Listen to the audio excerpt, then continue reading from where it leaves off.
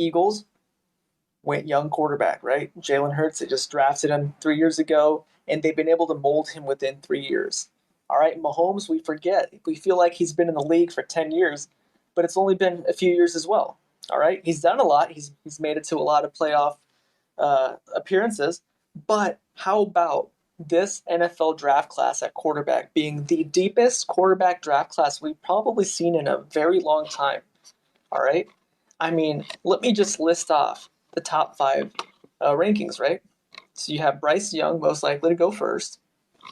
Number two, CJ Stroud. Number three, Anthony Richardson out of Florida. Hendon Hooker from Tennessee, right? I mean, Tennessee was ranked number one for most of the season, and Hooker had a tough injury. He would arguably be going higher, to your credit, Gagan. I know you were a big Hendon Hooker fan. Look, he'd be going a lot higher if he didn't have that awful injury at the end of the season, right? Yes, I mean it is what it is, right? And so we're still very far away from the actual draft combine, and right, we see quarterbacks move up, we see quarterbacks move down. I mean, one of the most miraculous jumps from mid round, late round to top was the Baker Mayfield year, right?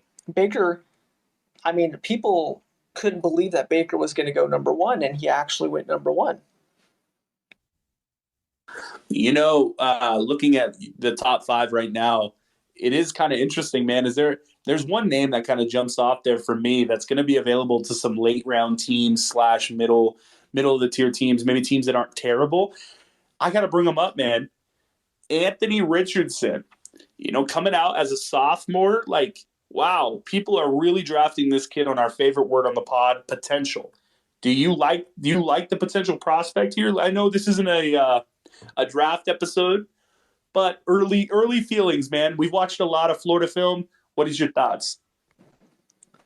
Look, I'm a big Bill Parcells fan, right? And he had his quarterback formula, which we're gonna save until the quarterback draft class episode. But look, man, I need more of a sample size. I like Malik Cunningham from Louisville a bit more. He's got more starts. So yeah, I mean, I like Richardson, but again, this is going to be a work in progress, right? So it's tough. That's a really young quarterback. So I'm going to throw something out here a little early, and I'm not going to call it an official prediction, but I'm going to throw this out here. We've got a quarterback in Anthony Richardson for the Florida Gators, right? I'm going to throw this out. We've got Kyle Trask drafted to Tampa Bay 2 seasons ago from the Florida Gators. They obviously have a lot of trust in that organization, right? In that school. So I'm throwing this out here. I actually love the fit. I could see Tampa. He's projected 19th on here as like the overall prospects. Wouldn't be surprised, man. Tampa's in salary cap hell. We've had some listeners try to break this down for us, and it feels like I'm back in geometry class because the Bucks are minus 30,000 or 30 million here, but minus 11 if Brady retires on a certain day. It's crazy, right? So I'm just throwing this out here. Keep an eye on that because I don't think the Bucks have the capital to be able to trade up and get one of these top, 3 guys. But Richardson, man, to a school that they've already taken a quarterback from, wouldn't be surprised if he might be suiting up in some red and pewter next year. Look, speaking of red, all right, and this is a quarterback hint that I'll put out there. The best risk-reward ratio quarterback from resume, eye test, skill set. Look, we're the West Coast pod. Jake Haener, Fresno State. All right, we've seen him play live in UNLV Stadium. At the Raiders Stadium, Allegiant Stadium, and the guy lights it up. All right, he actually looks better in person. His throws are crisper in person than even the TV would indicate. All right, and we've seen him have great games. We had that infamous UCLA game a couple years back. Haener is the value play here. I agree with you 1,000%.